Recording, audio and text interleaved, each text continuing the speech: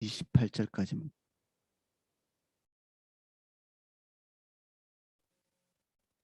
제가 내용을 읽어보겠습니다. 자기의 토지를 경작하는 자는 먹을 것이 많으려니와 방탕을 따르는 자는 궁핍함이 많으리라. 충성된 자는 복이 많아도 속히 부하고자 하는 자는 형벌을 면치 못하리라. 사람의 낯을 보아주는 것이 좋지 못하고 한 조각 떡으로 말미암아 사람이 범법하는 것도 그러하니라. 악한 눈이 있는 자는 재물을 얻기에만 급급하고 빈궁이 자기에게로 임할 줄은 알지 못하느니라.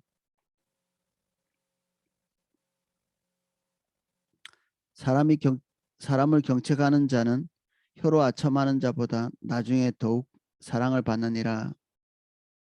부모의 물건을 도적질하고서도 죄가 아니라 하는 자는 멸망받게 하는 자의 동료이니라. 욕심이 많은 자는 다툼을 일으키나 여호와를 의지하는 자는 풍족하게 되느니라. 자기의 마음을 믿는 자는 미련한 자요 지혜롭게 행하는 자는 구원을 얻을 자니라. 가난한 자를 구제하는 자는 궁핍하지 아니하려니와 못 본 채 하는 자에게는 저주가 크리라. 악인이 일어나면 사람이 숨고 그가 멸망하면 의인이 많아지느니라. 아멘. 내용을 살펴보겠습니다. 19절입니다. 자기의 토지를 경작하는 자는 먹을 것이 많으려니와 방탕을 따르는 자는 궁핍함이 많으리라. 자기 토지, 자기 일, 자기 장사 다 이렇게 폭넓게 해당되는 거죠. 이 이스라엘 사람들은 주로 목축 아니면 농사니까 자기 산업이 여기 자기 토지를 경작하는 거겠죠. 하나님이 우리에게 주신 소명을 우리가 잘 읽을 때 주님의 소명만 이루어지는 게 아니라 거기에서 우리의 필요도 하나님께서 채워주는 것을 기뻐하십니다. 우리의 소명을 이루는 곳에서 먹을 것이 나오지 않는 경우가 있겠죠. 하나님께서 그것에 대해서 보상을 우리의 필요를 따라서 이렇게 채우시는 그런 것도 종종 경험합니다. 하나님께서 우리의 토지를 경작하고 거기에서 사례비를 받고 월급을 받고 일하고 우리가 일하는 것에 대한 기대치가 충족되는 것이 하나님의 축복이죠. 그리고 방탕을 따르는 자는 궁핍함이 많으리라.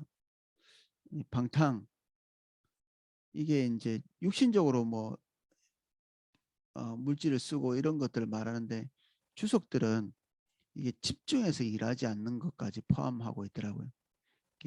마음을 몰두해서 일하지 않는 것 그리고 마음을 그 소명에 두지 않는 자기 일에 두지 않는 그 뒤에 이제 궁핍함이 많다 이거는 텅 비었다는 이런 얘기인데 원래 원문은 비어 있는 텅 빈 이게 궁핍함을 얘기하는 건데 이게 농사의 싹이 이렇게 알차게 이렇게 들어있는 경우도 있고 또 싹에 아주 빈 쭉정이만 들어있는 경우도 있죠. 빈 쭉정이만 농사를 집중적으로 이렇게 마음을 들여서 하지 않으면 쭉정이만 남고 먹을 것이 없는 그런 경우가 되겠죠. 뭐 농사 짓는 사람들은 농부의 발소리를 듣고 큰다고 자기 일에 집중하는 농부가 이 곡식을 충실한 나달을 기대할 수 있겠죠. 이 구절을 통해서 이제 우리가 이해하는 것은 자기 일에 충실한 것입니다. 많다 많다 이렇게 반복해서 마치 이렇게 대꾸처럼 이렇게 해놨는데 둘 다 풍성히 수확을 거둘 것 하나는 충실한 것을 거두고 하나는 비어진 것을 거두는 일반 은총이죠. 일반 은총. 우리가 하나님 앞에서 애쓰고 노력하고 땀 흘린 것에 대해서 하나님께서 대가를 거둘 수 있도록 일반적 은총을 이렇게 베푼 이거는 믿는 자와 믿지 않는 자 사이에 구분이 없이 주어지는 은총이기도 합니다.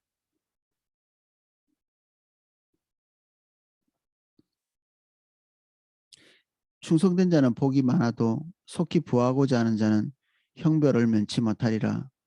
부에 초점이 맞춰져 있는 국가, 개인 모두가 재앙을 면치 못합니다. 특히 일전에 조금 소개했지만 금광이나 그리고 돈을 목적으로 해서 모인 도시들은 도덕성이 현저히 이렇게 떨어지죠. 세계에서 제일 이렇게 살기 어렵다고 하는 곳이 요하네스버그인데 거기는 원래 사람이 살던 곳이 아니고 금광 때문에 모여든 사람들이 거기에 정착하고 처음에 도시가 만들어졌다고 합니다. 그러니까 목표가 돈이면 그 외의 것들은 잘 보이지 않는 거죠. 그 양심이 주님께 초점이 맞춰져 있으면 주님께서 기대하시는 바가 아주 이게 민감하게 감지가 됩니다. 근데 돈에 초점을 맞추고 있으면 마음이 무뎌지고 하나님께서 우리에게 말씀하시는 크고 작은 소리들이 전혀 들리지 않죠. 왜냐하면 거기에 몰두해 있으니까. 주님의 의도에 몰두한 사람은 거기에 민감할 것이고 돈에 이렇게 초점이 맞춰져 있는 사람은 그것을 얻을 수 있는 방법에 몰두돼 있겠죠.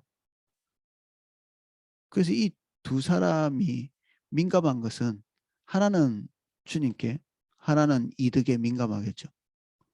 다른 것들은 이제 무뎌지는 것입니다. 둘 다 잘했으면 좋겠는데 예수님은 그게 불가능하다고 말씀하십니다.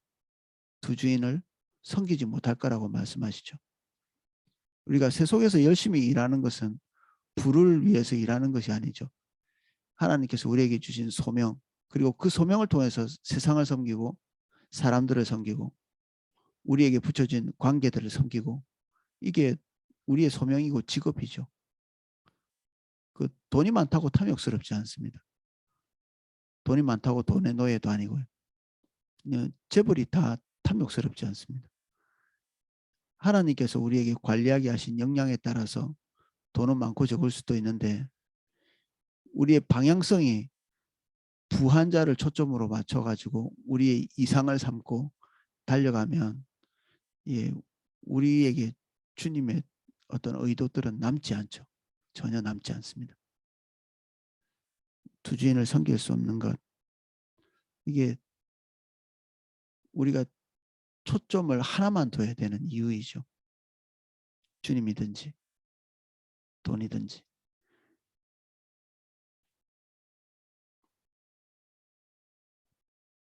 충성된 자는 복이 많아도 속히 부하고자 하는 자는 형벌을 면치 못하리라. 이 부를 초점 맞추는 것은 지속적으로 정죄하고 있습니다. 그리고 그 종말에 대해서 좋은 평가가 전혀 없죠. 성경에는. 이게 여기만 나오는 게 아니라 반복적으로 거듭 말하고 있습니다. 그런데 우리는 이제 결핍이 있는 존재죠. 하나님을 떠나면서부터 우리는 결핍을 염려해야 되는 존재입니다. 우리는 하나님이 아니죠. 인간이. 뭐 당연한 말이겠지만 우리가 하나님이 아니라는 말은 우리는 스스로 어디론가부터 공급을 받지 않으면 어, 존재할 수 없는 그런 존재라는 겁니다. 우리 생존이 불가능하다는 거죠. 하나님은 누구로부터 공급받지 않아도 항상 충만하신 분이시거든요. 근데 우리는 창조주가 아니고 신이 아니기 때문에 어디론가부터 공급받지 않으면 우리의 생존 자체가 문제가 생기게 됩니다. 그러면 우리의 필요에 초점 맞추는 것은 당연하겠네. 네, 맞습니다. 우리의 필요를 초점 맞추는 것 이게 생존과 직결돼 가지고 이걸 뗄 수가 없죠. 근데 이 필요를 어떤 방법으로 채울 건가? 주님인가? 주님이라면 주님이 기대하시는 방법에 충실할 것입니다. 아니면 필요 자체에 우리가 초점이 맞춰져 있으면 나머지 아무것도 이렇게 걸릴 것이 없죠. 필요는 분명한데 이 분명한 필요 앞에서 우리가 그것에 초점을 맞추는가, 아니면 그래도 우리가 주님께 초점을 맞추는가. 나름대로는 훈련이 필요하고, 이 당연히 주님께 초점 맞춰야 되는데, 우리가 주님 보지 않는 순간에 우리 육신은 끊임없이 우리의 필요만을 무한히 추구하게 돼 있거든요. 우리 주님 안 찾고 가만히 있어도 배는 고프죠. 우리가 아무것도 안 하고 가만히 앉아 있어도 필요가 생긴다는 얘기입니다. 끊임없이 산소도 들이마시고 우리의 심장은 계속 뛰고 있고 에너지는 계속 필요하고,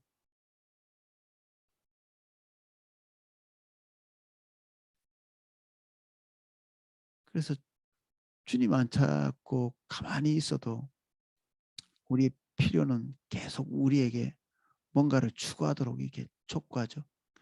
그 성경의 또 다른 표현에 의하면 우리의 입이 우리를 재촉한다 이렇게 되어 있습니다. 우리의 입이 안 먹고는 못 사니까. 그러면 우리는 흐르는 물 위에 있는 것처럼 계속 그런 경향으로 살기가 쉬워지는 거죠. 그래서 계속 헤엄치고 역방향으로 가는 게 필요합니다. 순방향은 육신대로 사는 것이 순방향입니다. 우리에게, 인간에게 있어서. 주님을 찾든 안 찾든 우리는 먹어야 되고 우리의 필요는 계속 채워져야 되니까, 주님을 찾는 사람들은 그 모든 필요들을 주님의 방법으로 충족시키는데 초점이 맞아지겠죠.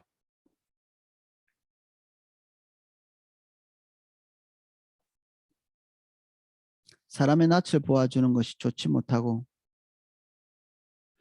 한 조각 떡으로 말미암아 사람이 범법하는 것도 그러하니라. 사람의 낯을 보아준다. 다른 해석은 사람의 외모를 보고 평가한다. 이건 뇌물을 받는 것들을 얘기합니다. 이렇게 크게 확장해서 이렇게 보면 우리가 하나님의 소명을 따라서 어떤 자리에 앉아 있는데 자기에게 사사로운 이익을 위해서 어떤 사람들을 공정하게 이렇게 대우하지 못하는,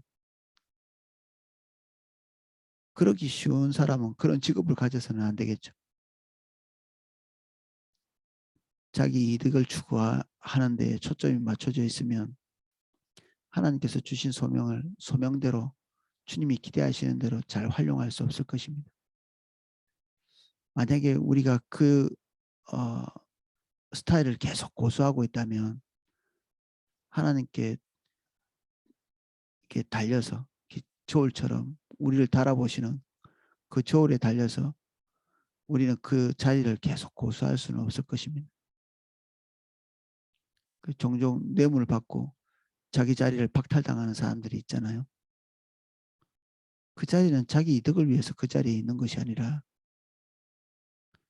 하나님께서 다른 이웃을 섬기고 때로는 국가를 섬기고 공동체를 섬기고 그것을 위해서 그 자리에 둔 거죠. 그 소명을 잘 감당하라고 이게 월급을 주는 것이고, 이게 선우가 바뀌면 우리의 행동이 달라지겠죠.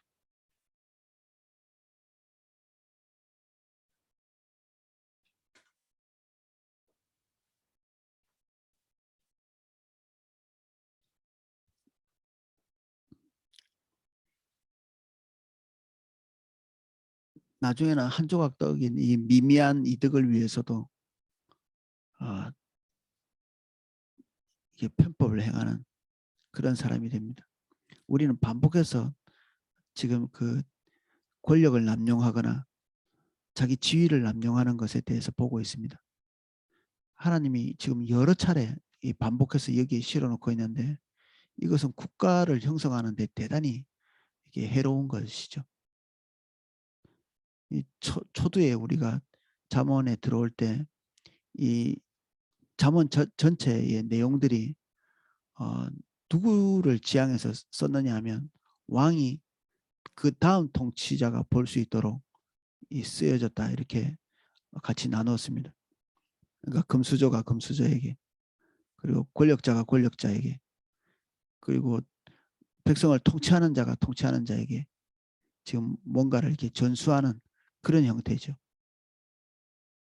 그래서 하나님께서 원하시는 국가가 되게 하기 위해서, 또는 민족 그리고 공동체가 되기 위해서 필수적인 요소들을 여기에 담고 있는데, 지금 여러 차례 지금 권력 남용에 대해서 말하고 있습니다. 그래서 우리가 어떤 자리에 있어도 많은 주의가 필요한데, 우리가 국가의 요소 공무원들이 권력을 남용하지 않도록 자기가 하나, 하나님으로부터 또 국가로부터 부여받은 권력들을 제 기능에 따라서 잘 써야 되겠죠. 우리가 그것을 위해서 기도하는 것이 필요합니다.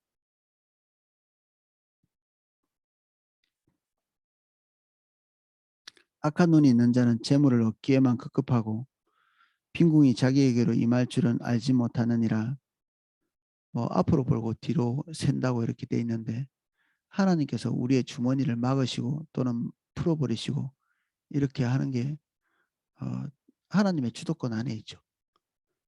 그래서 우리가 불법적으로 이렇게 돈을 많이 쌓는다고 그게 쌓여지지 않고요. 심지어 쌓아놨다 할지라도 하나님께서 우리의 생명을 취하실 수 있는 것에 대한 어떤 경고들을 신약성경에 하고 있습니다. 예수님의 비유에도 나오죠. 우리가 성공적으로 돈을 우리가 원하는 만큼 쌓는 그날 우리의 생명이 거두어지는 그날이죠.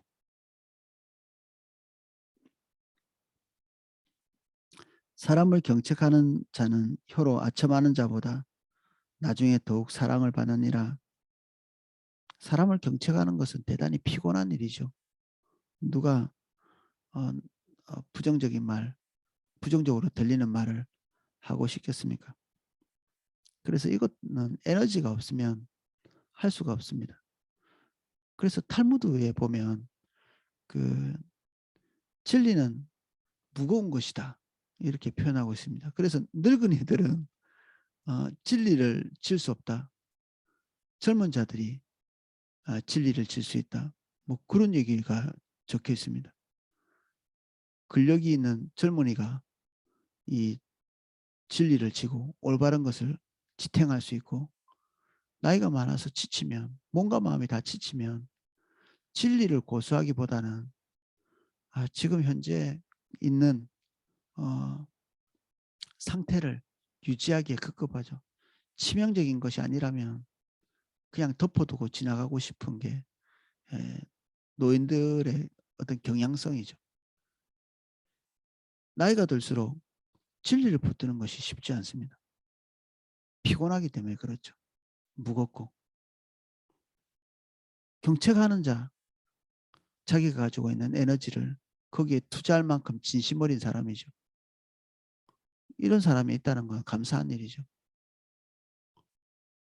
나를 객관적으로 보고, 그리고 문책하고 올바른 길을 갈 수 있도록 제대로 된 정보들을 주는 그러한 사람이 있는 게 감사한 일이고, 이거는 뭐 믿는 사람만 통용되는 것이 아니라 믿지 않는 사람도 단어나 수고나 뭐 그 유교 경전이나 이런 것들이 무수히 적혀 있죠. 이거는 뭐 엄청나게 보편적인 진리라는 얘기입니다. 자기의 삶을 켜켜이 이렇게 쌓아두고 경험한 것들을 믿는 자나 믿지 않는 자나 다 기록해서 다음 후대에 남기고자 써놓은 것들이죠. 유교 경전, 양약은 고우거나 몸에 유익하고 좋은 약일수록 입에 쓰고 충은 여거이라고 이렇게 얘기했거든요. 충실하고 올바르고 직관적인 말들은 귀에 거슬리죠. 근데 행동하기 이롭다.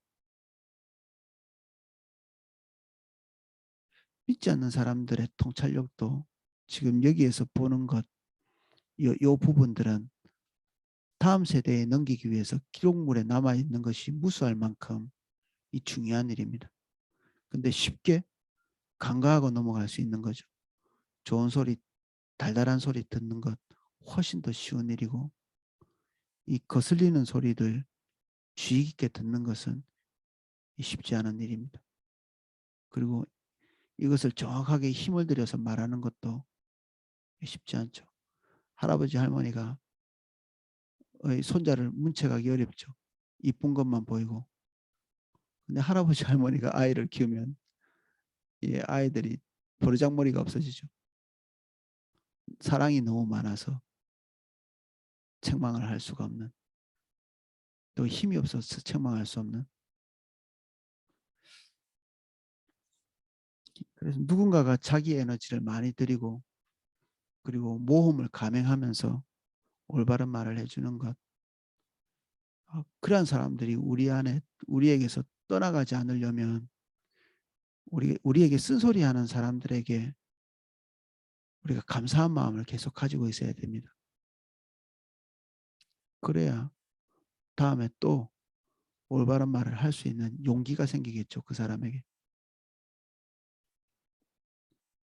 부모의 물건을 도둑질하고서 죄가 아니라 하는 자는 멸망을 받게 하는 자의 동륜이라. 부모 물건 도둑질하는 것 경험이 있으신가요? 어린아이들이 그럴 수 있겠죠.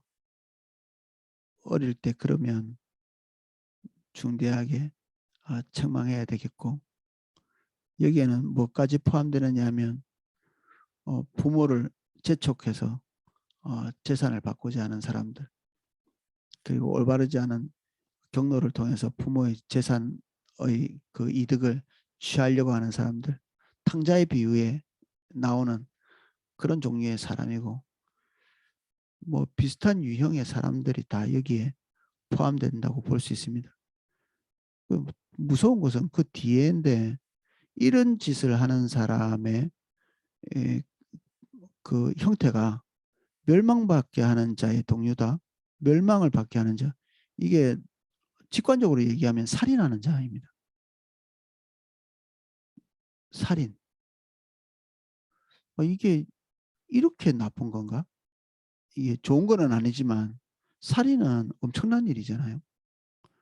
왜 그런가 이렇게 고민하면서 이렇게 생각해 보니까 부모는 대체로 노동력이 없잖아요. 지금 가지고 있는 재산으로 살아야 되는 사람인데, 젊은 사람처럼 일단 가진 것이 없어도 자기 노동력을 가지고 먹고 살 수 있는 그런 처지가 아닌 거죠. 부모의 재산을 강탈하고 그리고 축내는 그런 종류의 사람은, 부모가 노동력 없는 부모가 생을 이어갈 수 있는 그 터전을 박탈해 가는 거죠. 부모가 죽는 거죠. 그러면 생을 평온하게 유지할 수 없는 거죠. 그 재산이 없으면. 부모를 뭐 죽이겠다 이런 마음을 가지고 있지는 않지만 생을 유지하는 데 중대한 타격을 주는 그런 행동을 하면 당연히 그 이어서 그 빚값을 본인이 이게 감당해야 되겠죠.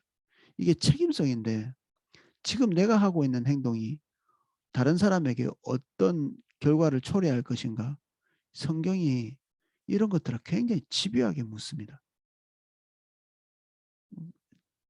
일전에 그 담임 목사님 설교 중에 그 비행기 문짝을 잘못 만들어 가지고 사람이 거기서 튀겨져 나가고 그 비상 착륙을 해서 겨우 이렇게 나머지 사람을 구하는 그런 사건이 있었는데, 보십시오. 비행기 문짝을 아무렇게나 만들고 그리고 위험성이 있는데도 불구하고 그걸 덮어놓고, 이런 부도덕함이 어떤 사람의 생명을 앗아가는 그런 결과를 초래했잖아요.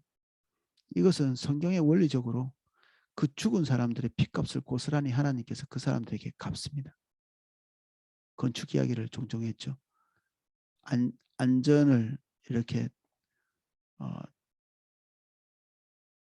감안한 그런 건축을 하지 않으면 그 사람의 부주의로 인해서 죽는 사람이 발생할 경우에 그 핏값을 그 건축한 사람에게 묻겠다는 것이 성경이 말하고 있는 바입니다. 우리가 하고 있는 모든 행동들, 이건 지금 부모님에 대한 건데 우리의 사소한 부주의일 수도 있고요. 그리고 선우가 바뀐 우리의 소명대로 다른 사람을 섬기기 위해 일하는 것이 아니라 그 물질을 획득하기 위해서 일하는 경우 그런 일이 많이 발생하겠죠.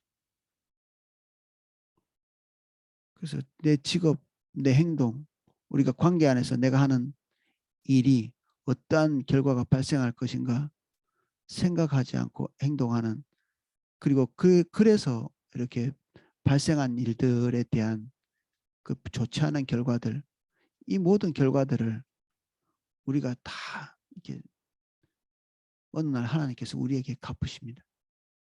하나님께서 그 책임을 묻겠다고 말씀하시는 거죠.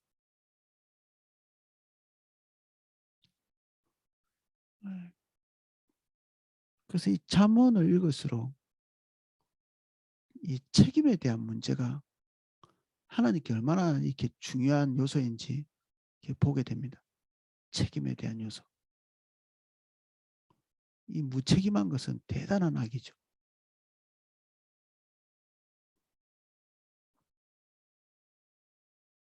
욕심 많은 자는 다툼을 일으키나 여호와를 의지하는 자는 풍족하게 되느니라. 욕심이 많은 것은 인지상정이죠.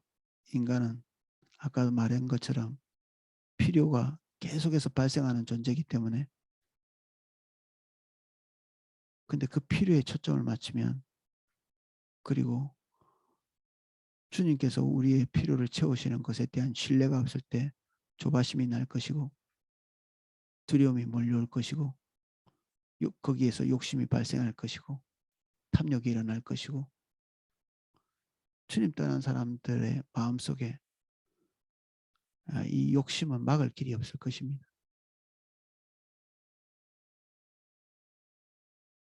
주님 의지하는 자는 풍족하게 될 것이다.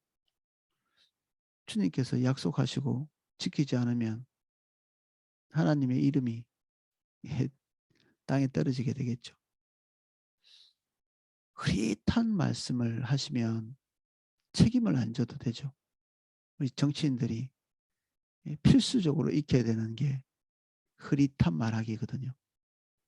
말 한마디 잘못해서 척 잡혀가지고 고생 많이 하잖아요. 특히 외교관 많은 사람들 앞에서 말하는 사람은 말을 흐릿하게 해야 되죠. 그래야 빠져나갈 수 있으니까 나중에.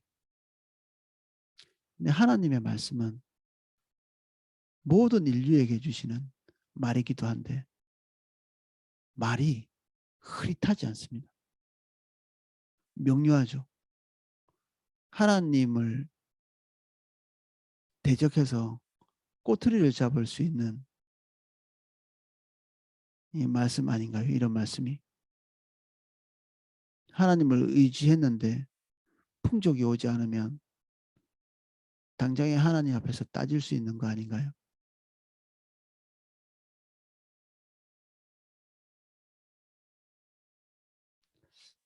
이런 일들은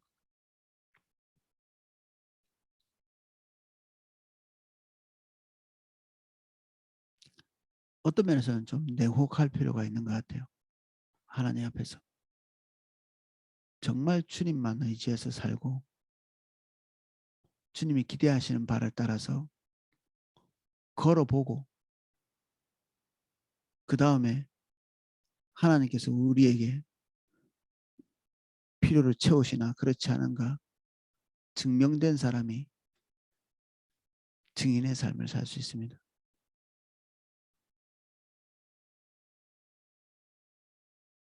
하나님께서 당신이 말씀하신 것들을 지키지 않을 것이 두려워서 주의 말씀대로 할 수가 없는 거죠. 약속은 뭐 뻔히 성경에 많이 있지만 별로 믿음지 않은 거죠. 이 말씀이. 하나님의 약속보다는 나의 자고책이 더 믿었기 때문에 이런저런 것을 적당히 하는 것입니다. 적당하게.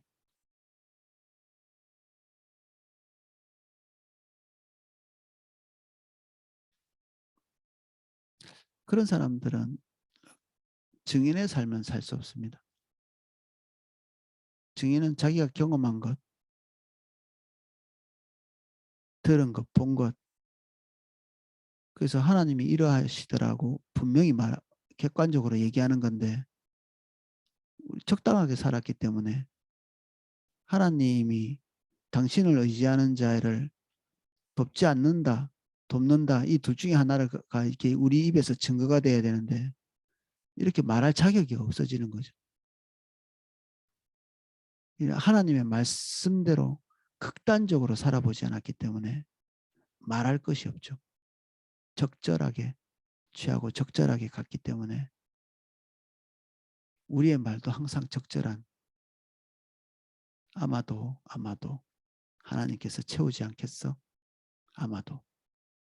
그래서 거기에는 힘이 없죠. 파워가 없습니다.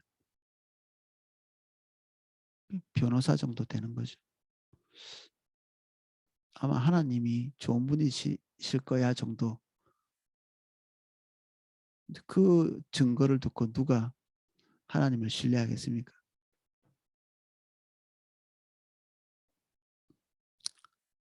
자기의 마음을 믿는 자는 미련한 자요 지혜롭게 행하는 자는 구원을 얻을 자니라.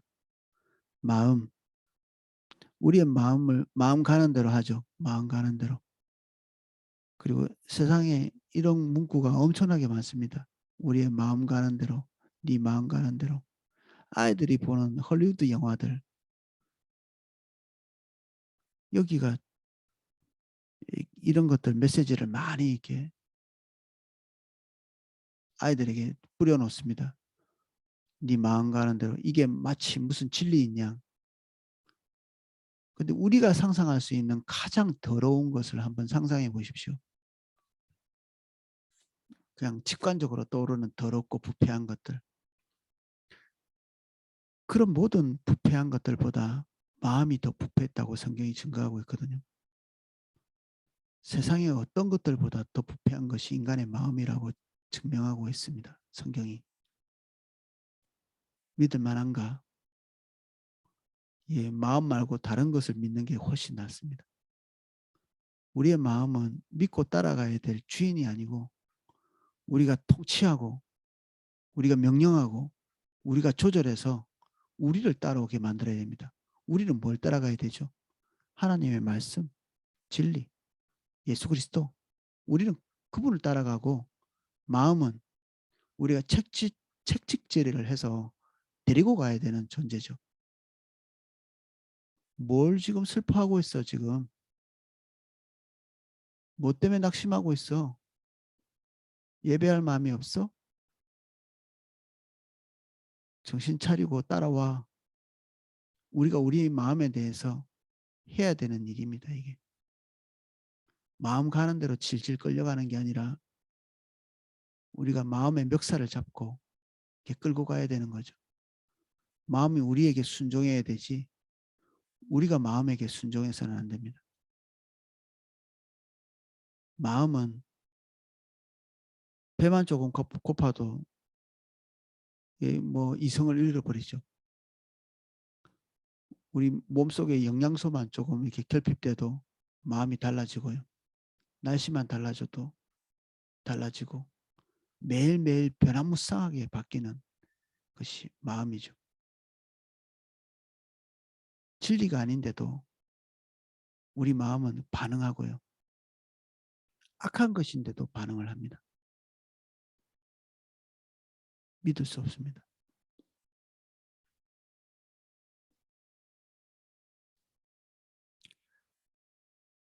지혜롭게 행하는 자는 구원을 얻을 자니라. 가난한 자를 구제하는 자는 궁핍하지 아니하려니와 복본치 않은 자에게는 저주가 크리라. 하나님이 배제된 상태라면 말도 안 되는 소리죠. 그러니까 양육강식하는 그런 얘기가 나오는 것입니다. 약한 자들은 강한 자들에게 다 착취를 당해야 되고 우리보다 약한 사람 거 있으면 우리가 뺏어서 우리 것을 취해야 되고 이게 하나님이 없는 사람들이 가질 수 있는 윤리 도덕성이죠. 주님이 계시기 때문에 이 말이 통하는 것입니다. 가난한 자를 구제하는 손해 아닌가요? 내 돈이 나가니까. 하나님께서 약속하시는 것은 그 가난한 자가 다시 일어나서 부자가 돼서 나에게 갚는 것이 아니고 내가 복주겠다는 얘기입니다. 하나님이 살아계셔서 우리가 한 행동에 대해서 응답하시겠다, 이 얘기를 하는 것입니다. 악인이 일어나면 사람이 숨고 그가 멸망하면 의인이 많아지느니라. 이 악인은 통치자를 얘기합니다. 나쁜 통치자죠. 나쁜 통치자가 한번 서면 그 국가에 선을 끼칠 수 있는 많은 사람들이 있는데 모조리 다 숨어버린다고 얘기합니다. 나라가 안 되는 거죠. 선한 사람, 선한 통치자가 적절한 자리에 있을 때 하나님께서 국가에 이미 두신 좋은 인재들이 많이 등용이 돼서 국가를 귀한 방향으로 인도하겠죠. 이게 대선이 다가오는데 많이 기도하고 사실 모두 다 악인처럼 보이기도 합니다. 어떨 때는 악인 아닌 사람이 없는 것 같아가지고 기도해야 되죠. 악인도 하나님 뜻대로 가게 만드는 것이 우리가 하는 기도의 능력이거든요.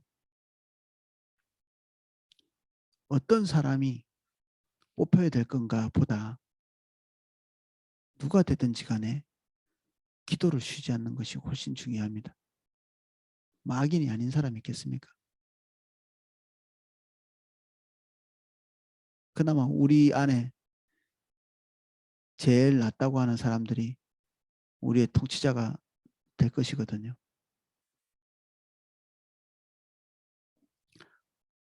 오늘은 여기까지 살펴보겠습니다.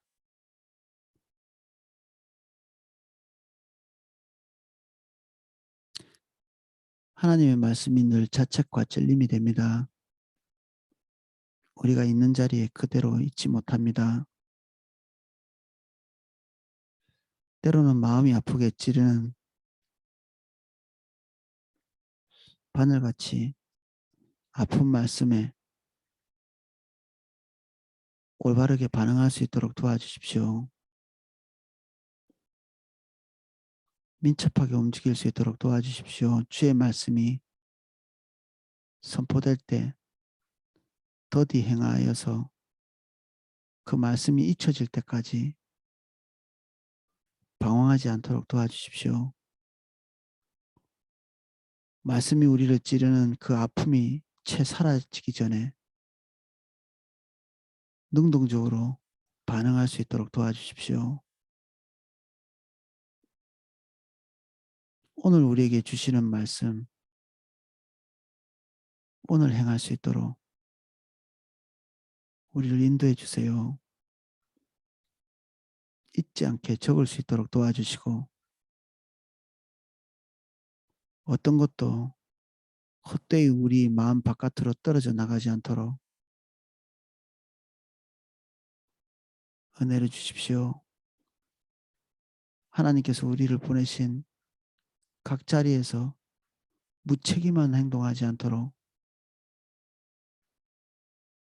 우리 월급 봉투를 목표로 해서 주님이 주신 자리에서 허덕이지 않게 해주십시오.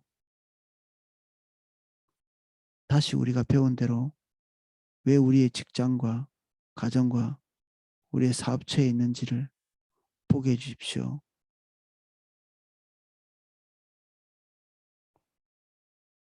우리의 직업이 거듭나게 해주십시오.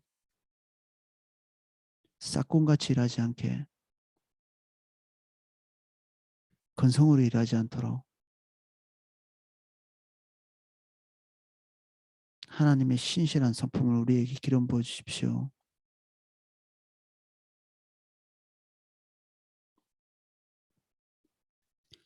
우리 안에 우리 필요를 통해서 찾아오는 불안감, 두려움들 이 시간 예수 그리스도의 이름으로 파합니다.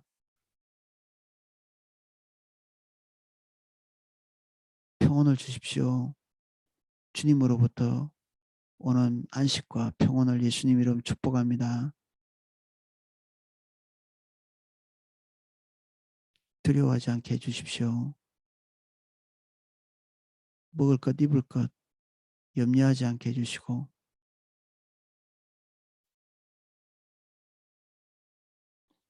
하늘의 새도 백합화도 필요를 채우시는 주님 바라볼 수 있도록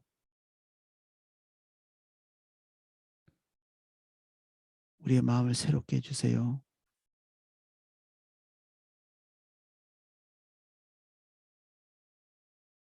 예수님 이름으로 기도합니다. 아멘. 예, 기도하고 묵상